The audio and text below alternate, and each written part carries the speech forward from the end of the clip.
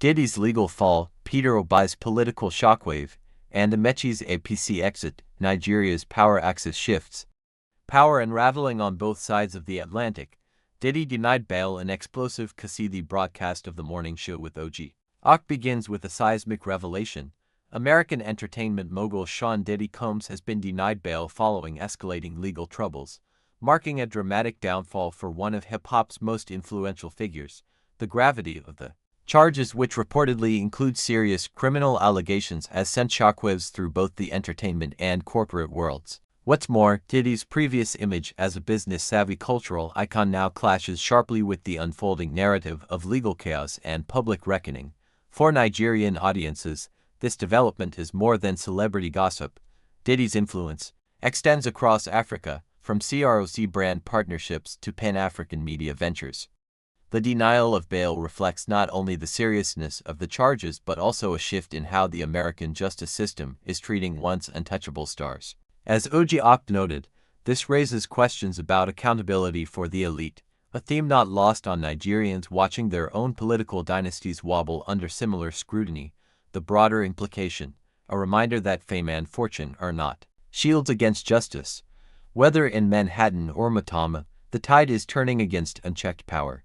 As Nigerian influencers and politicians increasingly find themselves under pressure from the FCC probes to electoral tribunal rulings, Diddy's case resonates as both a cautionary tale and a symbol of an era nearing its end. Peter Obi's ADC twist, coalition move or political rebirth, in a stunning twist that could redefine Nigeria's 2027 political landscape. Peter Obi, former Anambra governor and 2023 presidential contender, has been linked to the ADC coalition, with speculation rife about a strategic shift from the Labour Party. This development, teased during OG's breakdown on the morning show, comes amid growing calls for a stronger opposition front and a credible third force to challenge the APC-PDP binary that has dominated Nigerian politics for decades. If confirmed, Obi's alliance with the African Democratic Congress ADC would mark a significant recalibration. The ADC recently launched a multi-party coalition focused on youth inclusion, restructuring, and constitutional reform policies closely aligned with Obi's known platform. For many disenchanted Nigerian voters, especially the youth-driven obedient movement, this could re-energize hopes for a viable alternative to traditional power blocks. But this move is not without risk. Questions remain. Is this a genuine effort at coalition building or a fallback plan after internal Labour Party disputes? Will Obi's core supporters migrate with him, or will this dilute the unity that drove his 2023 campaign momentum? Political alliances in Nigeria are notoriously fragile, and many have crumbled under ego clashes or ideological incoherence. Yet, the potential is enormous, with Obi's popularity, combined with the ADC's coalition framework. 2027 may witness the most competitive three-way race in Nigeria's democratic history. Amaechi breaks free. APC loses one of its power architects. Rounding out the trifecta of political tremors is the announcement that Rotimi Amaechi, former governor of Rivers State and ex-minister of transportation, has quietly resigned from the All Progressives Congress APC. This development, confirmed during OG's segment, is especially notable given Amaechi's foundational role in APC's formation and his past presidential ambition. His departure, cloaked in silence and strategic ambiguity, hints at deeper fractures within the ruling party as it navigates post-election turbulence and internal power realignments. Amaechi's exit symbolizes more than personal discontent.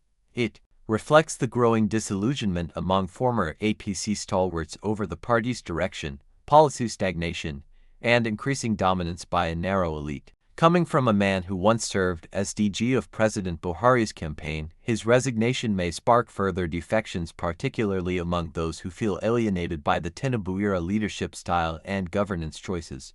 Where will Amaechi go next? The ADC coalition appears welcoming, and his Rivers-based influence could complement emerging power blocks. Alternatively, he may seek to rebuild his own platform outside existing structures. Whatever path he takes, the message is clear. APC is bleeding from the inside, and its biggest names are no longer afraid to walk away. For voters, Amaechi's departure raises questions about loyalty, ideology, and ambition. For political analysts, it's a sign of deeper storms ahead, especially as 2027 draws closer. Nigeria's political order is being redefined, not by ideology, but by a scramble for relevance, reinvention, and redemption. Like and subscribe if you believe Nigeria's political future deserves bold, independent reporting. Watch now to catch the full story and join the nationwide conversation. Drop a comment. Which of these three stories will reshape Nigeria most: Diddy's legal crash, Obi's coalition move, or Amaechi's quiet rebellion? Stay tuned. Watch the full documentary right after the summary on this channel. Good morning, Dr. Abati. A bit early this morning. Yes. Good morning, Vimbai. How are you this lovely approach? How are you this morning? Perfect. Our favorite Niger wife. Our favorite Niger wife. She's and I know she loves it because she's always blushing. I do. Ruby on fire. How are you this morning? Dr. Abati, we missed you yesterday. Yes. All right, shall we start with the biggest trending story at the moment? We'll begin what's trending. Music mogul Sean Diddy Combs has been denied bail following Tuesday's mixed verdict, which sent shockwaves through the entertainment community. Diddy was found guilty on 2 counts of transportation to engage in prostitution, but was acquitted on the more serious charges of sex trafficking and racketeering conspiracy. The judge, in denying him bail, cited years-long pattern of violence and ordered that he remain in custody until his sentencing, which has been proposed for October 3rd. The verdict, which has generated mixed reactions, came after a 7-week federal criminal trial. Combs was convicted on 2 counts of transportation to engage in prostitution involving his former girlfriend, Cassandra Cassie Ventura, and another woman who testified under the alias Jane. Both charges carry a maximum sentence of 20 years in prison. Combs was cleared of racketeering conspiracy and 2 counts of sex trafficking, 1 related to Cassie Ventura and 1 to Jane. These more serious charges could have resulted him in a mandatory minimum of 15 years and a maximum of life in prison. Cassie Ventura's attorney, Doug Wigdor, reacting to the verdict, said he is pleased that Sean Diddy Combs has finally been held accountable. Well, I think there was a lot of mixed emotions in the courtroom, generally speaking. Obviously, we would have liked to have seen convictions on the RICO charges and the sex trafficking charges, but Cassie prompted this investigation by the Southern District, and now Sean Combs stands before the court as a convicted felon of 2 federal crimes. He faces significant incarceration. Not the exact outcome that we wanted, but we are grateful to the jury for finding a guilty verdict on those 2 federal crimes. The team, the prosecution team, I thought did an excellent job. Again, not the outcome I'm sure that they wanted. They didn't get the top counts, but they at least were able to secure 2 convictions of 2 federal felony charges. But I would say this, he definitely faces a substantial prison term, and I do believe he's going to be serving years, plural. It would be very difficult for me to gauge how many years, though. All right, Vimbai, mixed reactions. Outside the courtroom, we saw his family coming out. Some, really looked happy for the verdict. And we did see that picture of Diddy when his not guilty charges were announced. He was visibly shaking. He was even praying in court.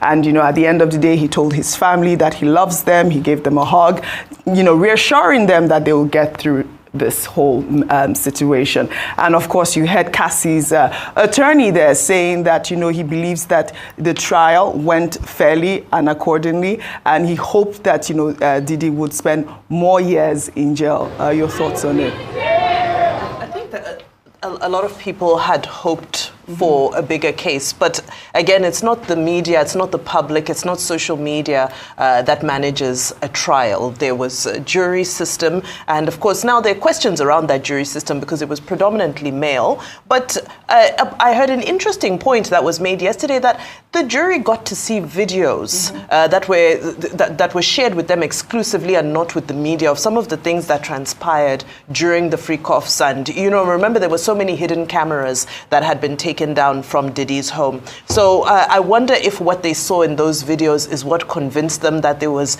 some level of consensuality. Now, with the testimonies of Cassie, specifically of Jane, who is widely known to be associated with the rapper 50 Cent, you know, revelations such as, even at that moment when she was testifying, she testified that Diddy was still paying her rent. You know, they had a contractual agreement. So all of those things blur the lines around consensuality and transaction.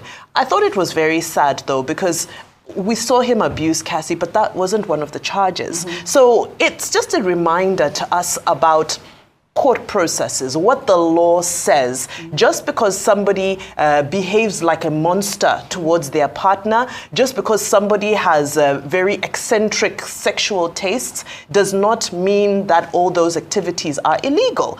So I think that the other thing for me that I found strange is that I thought there would be many more witnesses to testify. Well, I believe that after this, I mean, he's facing a lot of civil charges. I think about 70 or even more women have come in. I mean, Cassie Ventura has ushered in another sort of Me Too movement, you know, just the same way we saw in... RICO charges are big charges, yes. And they're not charges that you would have had with the type of case that the prosecution put forward. That's why I said I would have expected conspiracy, racketeering. Those are huge things. I expected so many more witnesses and testimonies.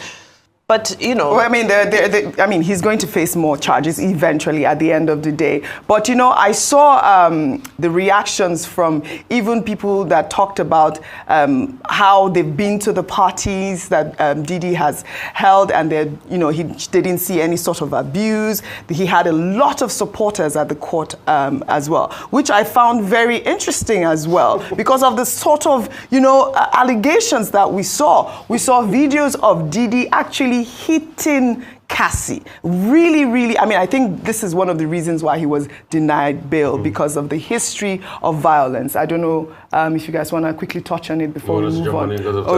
I mean, as regards supporters, see, there are going to be a lot of mindless, useless supporters for anything. For the life of me, Hitler had supporters. For the life of me, the guy that shot a healthcare executive on the road in New York, the Italian guy, Mangiano or something, doesn't he have supporters? In fact, a lot of people are saying he did the right thing on social media. So these ages, you have supporters. But see, what's the substantive case? That Diddy is a woman abuser. He has no respect for the rights of women. And he tortured Cassie Ventura.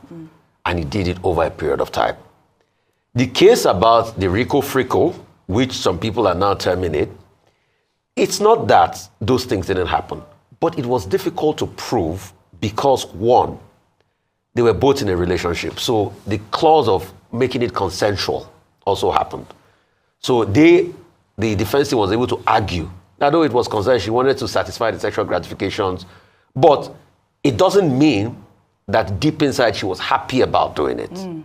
Secondly, to be able to establish racketeering, it's a long deal. Yeah. The prosecution did not do a good job at establishing racketeering. And I knew, also I saw that, I see, it was obvious when the jury was taking time to be able to decide. I know the contentious issue was the racketeering case. And I know they didn't have sufficient evidence enough. You can also make the argument of how the jury was skewed and all of that.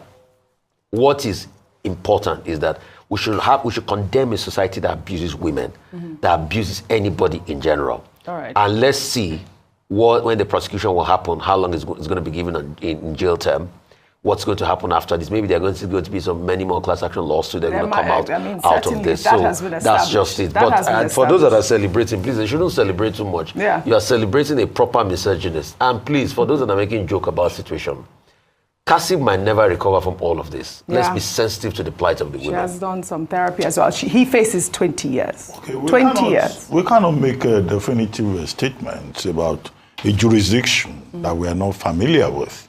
But we can be comfortable talking about lessons. Yeah, lessons. Now, Diddy, big music mogul, one of the richest in the world, this and that, and all of that. He rose to such a high height, and now he has become like a Sophoclean heroic tragedy who has fallen from grace to grass.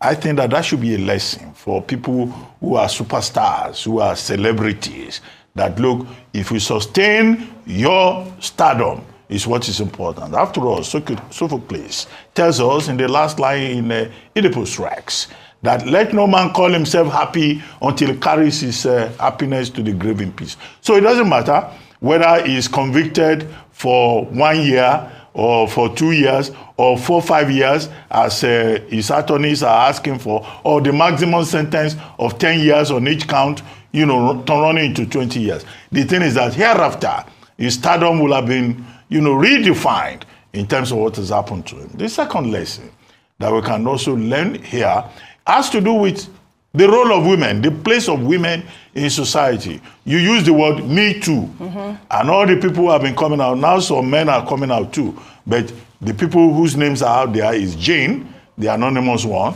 and also Cassie Ventura, which means that women empowerment, the rights of women, is a universal thing that many jurisdictions are looking at. 3, there are many of Diddys in Nigeria. Now, what are the lessons that also our judicial system can learn from what is happening in the United States? In a place where, in a country that is Nigeria, where the abuse of women, the violation of women, is considered a divine right, including people who come forward and say, what is the crime in violating a 15-year-old girl? So it shows that we're behind time here. So those are some of the lessons that we can draw from this. The Judge Justice Arum Subramanian has ordered that the jury should continue to sit.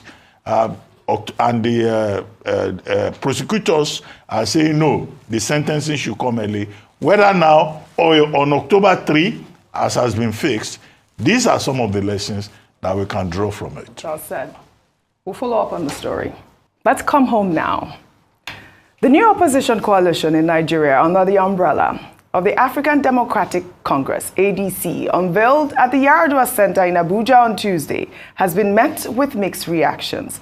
The event, which saw the convergence of several prominent political figures, including Peter Obi, Atiku Abubakar, Rotimi Amaechi, and Nasiru El-Rufai, signaled a potential realignment of forces ahead of the 2027 general election. Former Senate President David Mark and former Minister of Interior Rauf Aregbesola took on interim leadership roles. The gathering aimed to present the ADC as the official platform for the new opposition coalition. Let's take some reactions. I'll take this from Festus Kiyamo. He wrote a lengthy tweet, and I'll read it in part.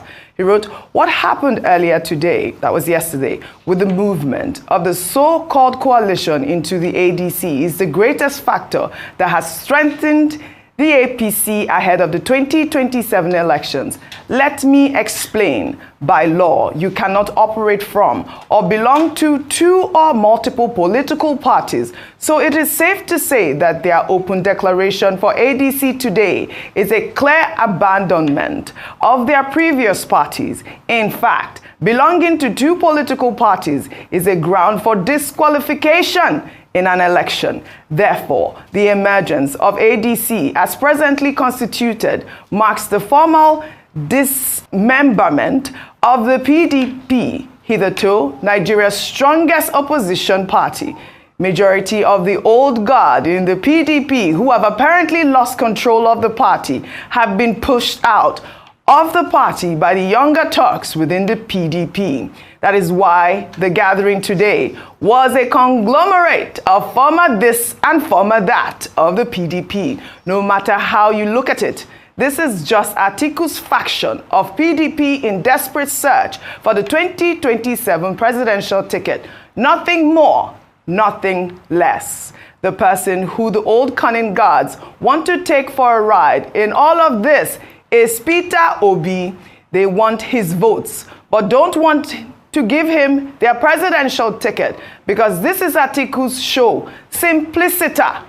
That is why David Mark is the interim chairman. Those who know politics know what I am saying. But if you do not give Peter Obi the presidential ticket, you lose his supporters. It is as simple as that. And how can you make someone who won 2 regions in the last election, Southeast and South-South, a running mate to the person who won only by 1 region, Northeast. Therefore, when the dust settles, you will discover that PDP and the Labour Party have lost something. The ADC have only gained something like a caricature, but the APC has lost absolutely nothing. Before I take Peter Obi's response, I would like your thoughts on what Festus Keyamo said. I mean, I think that his statement there, for me, was quite apt. Really. I mean, that's my own take, my own opinion, and that's why I thought to highlight that tweet. Well, I beg to disagree. Yes, go ahead. Political tourism didn't just start with political the ADC. what? Tourism. Tourism. People who are hopping from party to party, they belong to one party. The other day, the metaphor I gave is that they have a passport of one party, but they have visas to visit or other parties when it's convenient. It didn't start with the ADC. So the precedent was set by the APC in the 2023 election when we saw PDP governors stand boldly for the APC, and some of them even delivered their states to the APC. But it wasn't illegal at that point. So now suddenly we're saying, so I understand the point he is making. Yes, legally speaking, if you're contesting for the election, but some of these people will not be on the ballot. So there's no, what's the legal terminology? Is it locus to say that they would be disqualified for the election? However, given the permutations, I think there's a lot to be said about the permutations that he has painted out there. What will happen to the obedience? I think that's a big conversation in all of this, because the obedience has grown in its force, and the obedience are very clear about their expectation. And we're still seeing the lingering ambition of Atiku Abubakar. And I think the real test of this coalition is going to be when it comes time to determine who is going to be the flag bearer. That's when we will see how much cohesion and love and kumbaya and spirits of one there really exists within the coalition. Dr. Martin, did you want to chime in on Festus Keyamo's comment? Then I take Peter Obi's. It's just basic common sense. Yes. You cannot belong to 2 political parties. These political parties, they have constitution. There's something written into all the constitutions where you say you cannot be in this party and be in that party. So it will be wrong to say that, oh, you can belong to 2 political parties. In a party that there is discipline, that person will be asked to leave that political party. So don't let us to leave the PDP. Well, it's an anomalous situation. So no, it's an anomalous situation, and there are persons within the PDP that are saying this is very strange. Yes. That's number 1. Number 2 is that, you know, whatever Festus Keyamo says, what do you expect him to say? You know, of course, he cannot welcome the opposition coalition that claims that it wants to remove a government that is serving from power. The third thing, of course, to say is that we should keep stressing the point that opposition politics is healthy for the growth of the democratic process, to the extent that those opposition politicians provide alternative ideas, and it's not a special purpose vehicle put together by strange bedfellows to grab power. That is where the problem can be, where it is personal interest. Now, this is not the first time, I said this earlier on, that we have had coalition politics in Nigeria, or, you know, alliances and all of that. After all, in 2018, even President Obasanjo led a group called the Coalition for CMI, Coalition for Saving Nigeria or whatever. And the objective of that coalition was to prevent President Muhammadu Buhari from getting a second term. So a number of political parties, about 8 political parties, came together in May 2018, and they said they will stop Buhari. But how did it work out? By August, some people inside that ADC, they had moved away. It was this same ADC. Yeah. They went and formed their own new ADC. Of course, in 2019, President Muhammadu Buhari won the election. And that's why I said at the beginning of this program that what transpired yesterday and what is still going to happen, because this is just at once in one, is going to be a test of the wisdom, the political wisdom that is attributed to President Bola Ahmed Tinubu. Okay. Will he be the owner of the game, or will he find himself in a very difficult situation? But he must be concerned. And I do not think that the PDP is going to disappear, but it is weakened.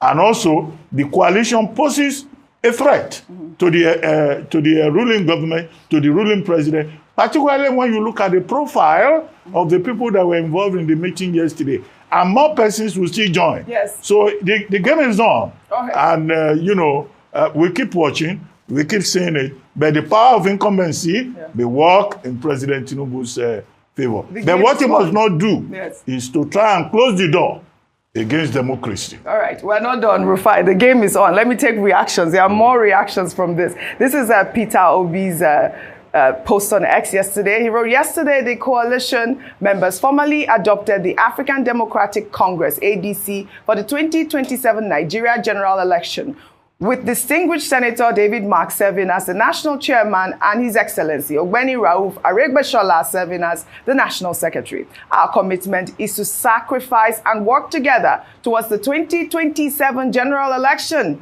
ensuring that Nigeria gets a competent, capable, and compassionate leadership that will prioritize the nation's future by putting the welfare of Nigerians first. This decision was not made lightly.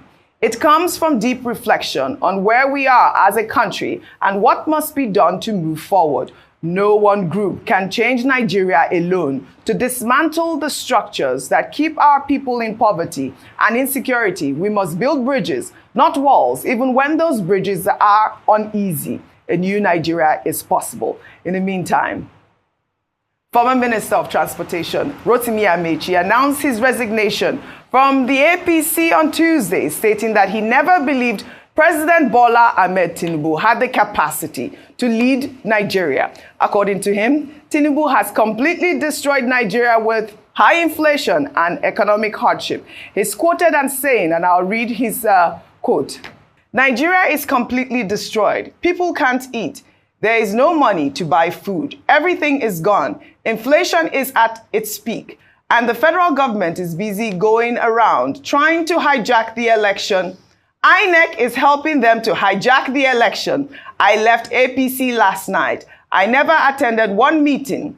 The last time they invited me, I won them. In fact, I was surprised that I wasn't even expelled because I won them in writing not to invite me to any meeting. I have never believed that Tinubu is a material to govern the country. I have never, because people now want Buhari to return. We see in Nigeria that when a new government takes over, it becomes worse than the previous government. People are asking for Buhari because things were better during Buhari's administration. Dollar was, I think, 460 naira or 500 and something. Well, he just quoted the high inflation at the point. But go ahead. Yeah, so let's bring out the facts. Because when politicians talk, they talk a lot. Let's bring it, the dollar rate to the naira rate, we know, was a lot better, during Buhari. But also, let's not also forget the fact that we took a lot of ways and means. So there was a lot of debts too that we needed to deal with. And the same ambition as things were better during Buhari. At some point, I think, things went at loggerheads, So people want Buhari back. People will clamor for, Buhari back because of the hardship that's going on. But, Dr. Abati, I think I put a finger on it. You see, when people want to say things in this way, they say, oh, he studied animal science and everything.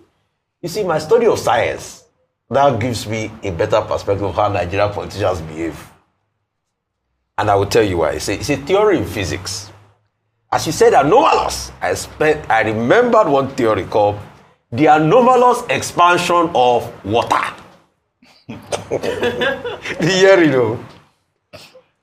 Water has a unique behavior. It cools from 4 degrees to 0 degrees, then freezes to ice. Most liquid contracts as they cool.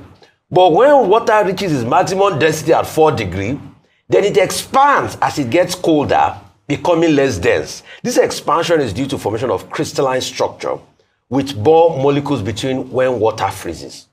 So a lot of our Nigerian politicians follow the principle of the anomalous expansion of water. That's principle number 1. Principle number 2 is mercury. Have you ever wondered why when somebody changes, they call him mercurial? I will tell you based on my science training. It's coming to good news today. Mercury is a metallic element, but it is liquid when it's at standard temperature and pressure. Standard temperature and pressure, room temperature is about 25 degrees centigrade. It is known as quicksilver.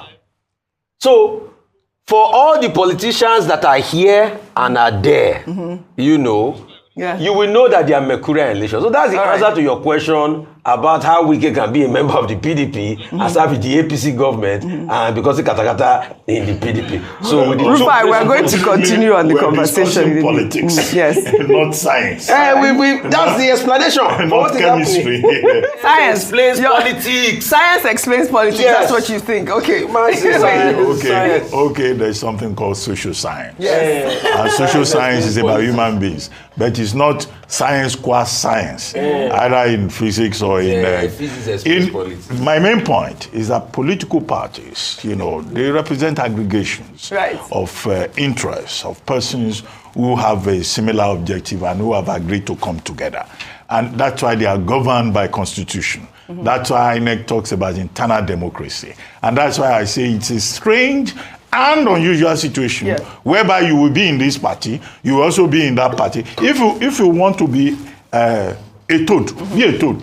If you want to be a fish, really, be a fish. Yes. So this amphibious behavior that we're trying to legitimize in Nigerian politics is unacceptable. It's a devaluation, of the standard that we have seen elsewhere. So we should not justify it. I know Rufai is talking about how people behave. What is not normal in other parts of the world has become the new normal in Nigeria. The new normal.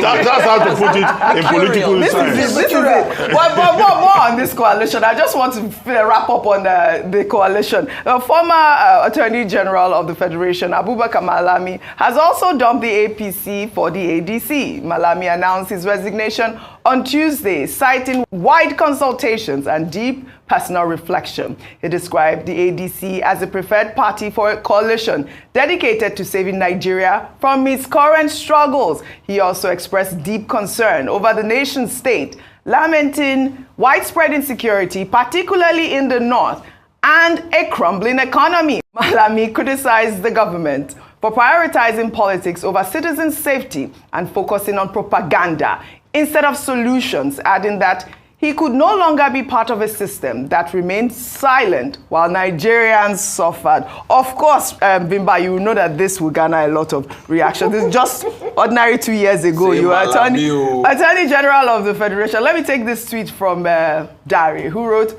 Malami, the same man accused of looting over 800 billion naira while in office is now preaching about justice and national renewal. Spare us the drama. If he loved Nigeria so much, maybe he should have explained what happened to those missing funds first. This is nothing but a desperate rebrand by politicians who see they've lost relevance in APC. Nigerians aren't fooled. You can't wash away years of questionable deals with sweet speeches. Do you agree with this one tweet now, Vimbai, on this comment? Let's just wrap up these conversations, because this is it. It reinforces the chemistry and the physics of the mercurialism and the anomalous, expansion of water. That at the end of the day, it's about, what is good for me. Yes. And I just hope that when all is said and done, the people's votes will count, and let the people stand for their votes. There's not enough being said about electoral reform. Yes. And that's the most unfortunate thing, is that as we're all now, taken captive by these political developments, as exciting as they may be, the concern is that the real tangible things that need to be done for 2027 to be the people's real and final vote are still pending. So, know, human beings will always be human beings. We're all opportunistic by nature. If you see somewhere where you think you might serve your interests in one form or another, many people are likely to jump ship. And it was Malam Abdullahi earlier who was saying that, well, do you want us to manufacture new politicians? These are the politicians that exist, so we have to work with what we have. All right. Or maybe also a call for new people to get involved in politics, to get excited in politics. Even people from the private sector to take an interest as well. Let's also see some fresh faces. You can't force them. These politicians also, they're working with what they have. So... all right. If people like you, as a Nigerian wife, get involved in Nigerian politics. To get involved. Well, see whether we will not withdraw your SEPA.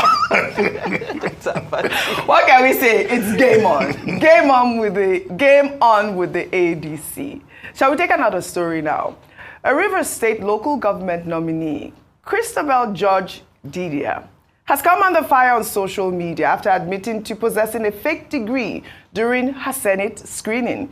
Christabel confessed to obtaining a Bachelor's of Science degree in Human Resource Management from a now-defunct school in Ghana, which she later discovered was not accredited. Her confession in this video, which has now gone viral, has sparked a debate about integrity in public office. Let's take a look. Through your CVs, I've seen a lot of awards received by you, but I've not seen your academic qualifications. Okay. Can you take us through that? Yes. Regrettably,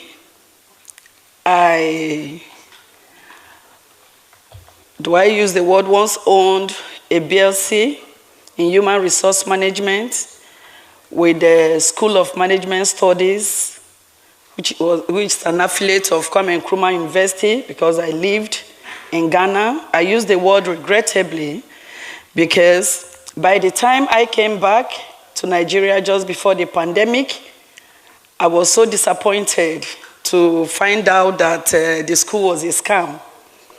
So I preferred not to talk about it. So I had to quickly pick a form with the National Open University, where I'm presently studying peace and conflict resolution, and that will be done soon. But before then also, I did OND, Banking and Finance, on financial studies with Rivers State Polytechnic, Boring. Is that our next year? Is he here? Yes, but there's an affidavit I attached to the... No, is a certificate here? That's what I'm saying. I have an affidavit at the back to my lost document. That is to say the certificate is not here? Yes. That is the question. Leader, and then... let me not proceed further. I congratulate you. Let's proceed. Thank you. Okay. All right, this has been trending like wildfire. I mean, this is what we've been talking about. Dr. Bati has always said, you don't need a degree to be the president of Nigeria. And now we are seeing here, I mean, she basically has nothing. She didn't present any certificate, but you saw that she was congratulated, and she's going to really serve that position, isn't it, Dr. Bati? Yeah, if I may play the devil's advocate. Even to be president of Nigeria, you don't need secondary school certificate. In fact, if you present secondary school certificate, you could be a dropout. And it will still be... We have been in this country, some people could not even present primary school certificates. I heard some people presented NEPA bill. That's what I heard. But you see, what the Constitution says about qualification, even for the highest office in the land, I keep saying it, is that if you attend one seminar in Umukwata, a one-day seminar, and you can show proof that you attended it, you can be president of Nigeria. Umukwata in the house. If you can speak English, you can qualify. Or any other qualification as the INEC may deem fit. If INEC says you are well dressed, you can be president of Nigeria. So what is membership of Rivers State local government service commission? However, the argument that we can say is that people who will serve in important positions in Nigeria, we should raise the level of education. There are some people in this country who have said, for you to even be a local government chairman, you must be a graduate. And at the minimum for being the president of Nigeria should be a university degree. So that when you meet people like Donald Trump, you meet people like Emmanuel Macron, when they explain concepts, the president of Nigeria will at least have some basic familiarity. This is it. With basic issues. If they say exchange rate, you don't know exchange rate. If they discuss issues about war, you don't know. And you are president of Nigeria. So that's why I identify with the point that we have to raise standards. Yes. The second point is that when you make a claim, you must have something to back it up. In this woman's case, she didn't quote that she's a graduate. She didn't quote it, so she's covered there. She said she went to Kensarowiwa River State Polytechnic, where she got OND. OND, yes. So but this OND has disappeared. And she has an affidavit. She can even present an affidavit, whether it's genuine or not. That's better than a NEPA bill that you were referring to, you know. And then she says she's now going to now and all of that. So if you look at it, in terms of the qualifications, they will just say, well, this woman, you know, let her pass. Also, because political appointments in Nigeria are not made because of merit or intellect. Some of these appointments, they are just appointments to settle people, settle relatives, settle mistresses, settle old girlfriends that are collecting pension. You know, girlfriends collect pension.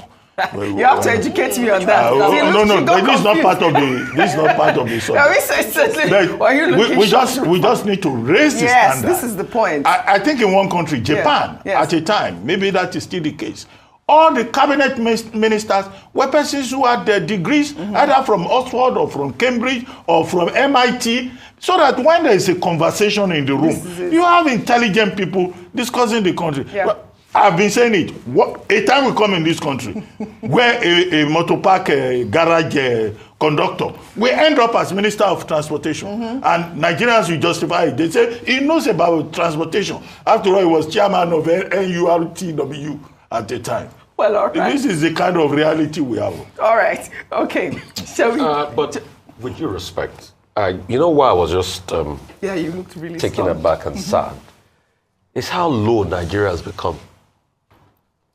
As at the 80s, Chinua Achebe granted an interview and said Nigeria was putting forward its 5th 11. Today, we are putting forward our 1,000th 11. This is the same government. You had the likes of people like Richard Akejide serving. And while Dr. Abati was trying to make light of it, I just looked at how a nation had been destroyed. You were saying that there will be a time that a motor park tout will be a minister of transport. Don't mention that a motor park tout has served as a governor. No, but with due respect, this country, with due respect, it has happened. Don't mention him. Don't mention him. But we know. No, but it has. With due respect, a motor park tout has served as governor. You even have many others probably still serving that their background is questionable. All right. I mean, we know how it goes. So that's how much the system has fallen. Yes.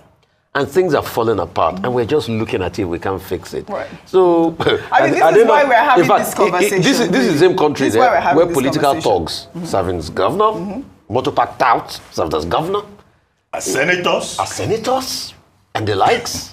Do you know, I don't know these people, so after the show, please, you'll educate me at the end of the day. But this is why we're having this conversation. That one senator looked around, a former policeman, said, why is it that I'm surrounded by all the people that are being myself? I locked up because of It's unfortunate. But what do you expect when you have people in this country that are served in the highest position that we can't see their degrees till date? All right. We can't see primary school, we can't see Let's be turning up. All right. At the end of the day, that's why we're having this conversation. We need to raise the bar.